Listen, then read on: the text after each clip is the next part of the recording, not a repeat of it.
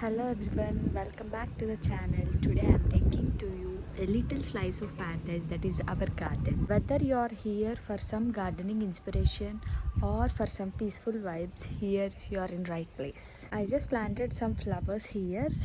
Now let's start with the flower section, and I have marigold daisies for now, and I'm also planning to plant some more. And for now I have only some flowers in my garden, so I'll start with that. I personally found a thing when I started my garden, that is you can turn, it's completely way to turn your organic waste from kitchen like vegetable peels and fruit peels into rich organic nutrients. It's a nutrient rich manure for your garden. Simple, sustainable, and your plants will definitely love it.